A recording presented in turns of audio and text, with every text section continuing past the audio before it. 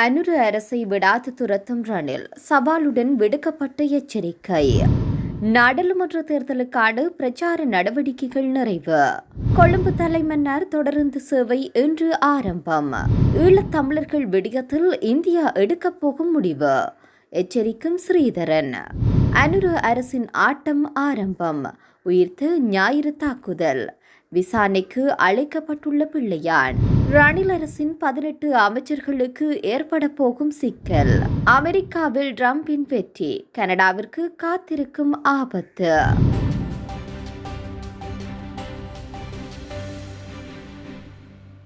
தாம் அறிமுகப்படுத்திய பாதையில் செல்லாவிட்டால் நாட்டின் பொருளாதாரத்தை கையாள முடியாது என அனுரு அரசாங்கத்தை முன்னாள் ஜனாதிபதி ரணில் விக்ரமசிங்கே எச்சரித்துள்ளார்.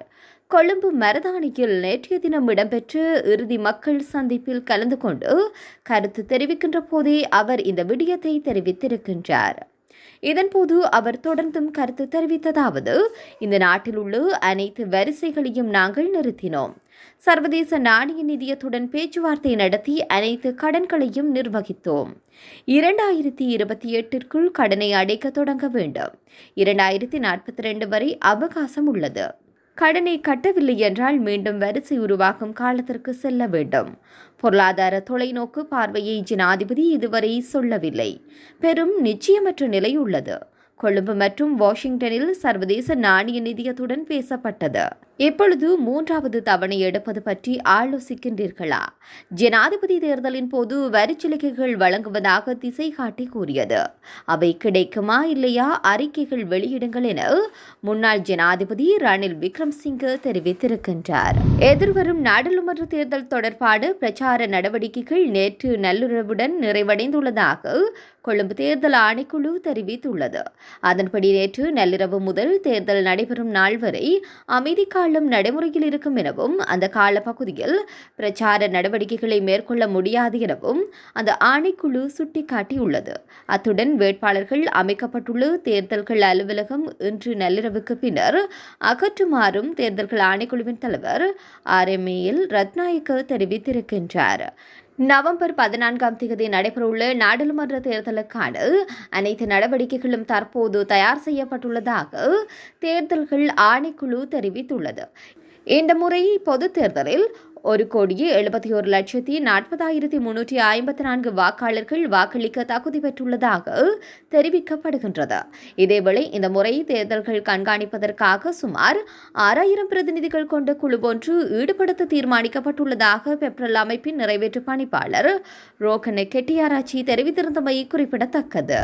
கொழும்பு கோட்டைக்கும் தலைமன்னாருக்கும் இடையிலான தொடருந்து சேவைகள் மீள ஆரம்பிக்க திட்டமிட்டுள்ளதாக தொடருந்து திணைக்களம் தெரிவித்திருக்கின்றது.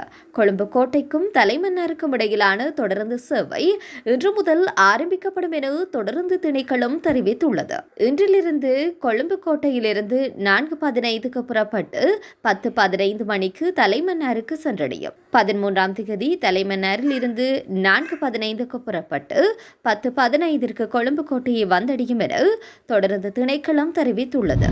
இந்தியா தமிழர்கள் விடயத்தில் ஒரு சரியான முடிவை எடுக்க தவறும் பட்சத்தில் இது ஈழத்தமிழர்களுக்கு பெரும் ஆபத்தாக முடியும் என முன்னாள் நாடாளுமன்ற உறுப்பினர் சிவஞானம் ஸ்ரீதரன் தெரிவித்திருக்கின்றார். ஊடகம் ஒன்றுக்கு வழங்கிய நேர்காணலில் அவர் இவ்வாறு தெரிவித்திருக்கின்றார். தொடர்ந்தும் கருத்து தெரிவித்த அவர், தமிழரசு கட்சி மக்களுடைய கட்சி, எனவே அதனை வழிநடத்த வேண்டிய பொறுப்பும் கடமையும் எமக்குண்டு.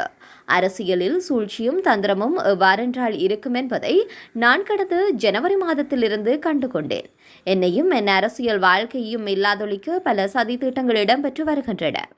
எல்லோருமே சிங்கள தலைவர்கள்தான். அனுர மட்டும் இதற்கு விதிவிலக்காக இருக்க முடியாது. மக்களின் ஆணையோடு நான் மீண்டும் வந்து என்னுடைய பணிகளை மக்களுக்காக ஆற்றுவேன். மற்றவர்கள் ஏமாற்றியது போல இவர்களும் ஏமாற்றத்தான் போகின்றார்கள் என நாடாளுமன்ற உறுப்பினர் சிவஞானம் ஸ்ரீதரன் தெரிவித்திருக்கின்றார். இலங்கையில் 2019ஆம் ஆண்டு ஈஸ்டர் ஞாயிறு தாக்குதல் நடத்தப்பட்டமை தொடர்பாக கடந்த ஆண்டு சேனல் 4 ஆவணப்படத்தில் கூறப்பட்டுள்ள குற்றச்சாட்டுகள் குறித்து குற்றப்புலனாய்வுத்துறை விசாரணையை தொடங்க உள்ளது. குற்றப்புலனாய்வுத்துறை விசாரணையை தொடங்கியுள்ளது. பிரித்தானியா சேனலுக்கு அசாத் மௌலானா வழங்கிய அறிக்கைகளை குறிப்பிட்டு பொது பாதுகாப்பு அமைச்சில் அமைப்பு ஒன்று தாக்கல் செய்த முறைப்பாட்டை தொடர்ந்து இந்த விசாரணை தொடங்கப்பட்டுள்ளது. ஆவணப்படத்தின் கூற்றுக்கள் தொடர்பில் வாக்குமூலம் வழங்குவதற்காக கிழக்கு மாகாண முன்னாள் முதலமைச்சர் பிள்ளையான் என அழைக்கப்படும் சிவநேசதுரை சந்திரகாந்தன் இன்றைய தினம் குற்றப்புலனாய்வு பிரிவிற்கு அழைக்கப்பட்டுள்ளார். நேற்றைய தினம் இடம்பெற்ற ஊடகவியலாளர் சந்திப்பின் போது காவல்துறை ஊடக பேச்சாளர் பிரதி காவல்துறை மா அதிபர் நிகால் தல்துவ இதனை உறுதிப்படுத்தியிருந்தமையும் குறிப்பிடத்தக்கது.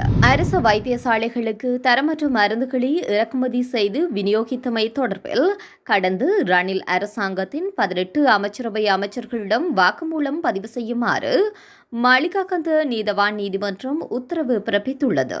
இந்த மருந்துகள் தேவையான பாதுகாப்பு மற்றும் உரிய தரங்களை பூர்த்தி செய்யவில்லை என்று கூறப்பட்டதை தொடர்ந்து இந்த மருந்துகளின் கொள்முதல் மற்றும் விநியோகம் தொடர்பாக விசாரணைகள் தொடர்பாக நீதிமன்றம் உத்தரவு பிறப்பிக்கப்பட்டது.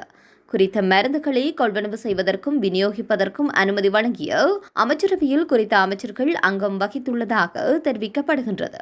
இதேவேளை இந்த தரமற்ற கொள்முதல் தொடர்பில் முன்னாள் சுகாதாரத்துறை அமைச்சர் நீண்ட நாட்கள் சிறையில் இருந்த நிலையில் தற்போதுதான் பிணையில் விடுவிக்கப்பட்டிருந்தமையும் குறிப்பிடத்தக்கது. அமெரிக்க ஜனாதிபதி தேர்தலில் டொனால்ட் டிரம்பின் வெற்றியானது கனேடியா வட்டி வீதம் மற்றும் டொலரின் மதிப்பிலும் தாக்கம் செலுத்தலாம் என கூறப்படுகின்றது.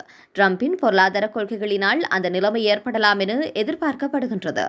அவரின் பொருளாதார கொள்கைகள் அமெரிக்காவின் பணவீக்கத்தை உருவாக்கலாம் என்று அதன் தாக்கம் கனேடிய வட்டி விகிதத்தில் மற்றும் கனேடிய டாலரின் மதிப்பில் மாற்றம் ஏற்பட காரணமாகலாம் என்று நிபுணர்கள் தெரிவித்துள்ளனர். இந்த நிலையில் சீனா உள்ளிட்ட நாடுகளிலிருந்து இறக்குமதி செய்யப்படும் பொருட்களுக்கு அதிக வரி விதிப்பதாகவும் குறைந்த வரி விகிதம் மற்றும் ஒழுங்குமுறையை எளிமைப்படுத்துவதாகவும் ட்ரம்ப் உறுதியளித்துள்ளதாக கூறப்படுகின்றது. குறித்த விடயமானது அமெரிக்க பொருளாதாரத்தில் 3% வரை பணவீக்கத்தை அதிகரிக்கலாம் என தெரிவிக்கப்படுகின்றது. இவ்வாறான ஒரு பின்னணியில் அமெரிக்காவின் பணவீக்க அதிகரிப்பானது கனேடிய வங்கிக்கு கவலையளிக்கும் விடயமாக கருதப்படுகின்றது. இதேவேளை அமெரிக்காவின் வட்டி வீத கொள்கைகளை கருத்தில் கொண்டு கனடா அதன் வட்டி விகிதத்தை குறைக்க நேரிடலாம் என்று கூறப்படுகின்றது. அதன்போது அமெரிக்க டாலருடன் ஒப்பிடுகையில் கனேடிய டாலரின் மதிப்பு குறைவதனால் கனடாவிற்கு தேவையான இறக்குமதி பொருட்களின் விலை அதிகரிக்கும். இவ்வாறான சூழ்நிலையில் கனேடிய வட்டி விகிதங்களில் மாற்றம் ஏற்படும் என்றும் கனேடிய டாலரின் மதிப்பு அமெரிக்காவின் பண மதிப்பிலிருந்து பெரும் வித்தியாசம் குறையலாம் எனவும் கூறப்படுகின்றது.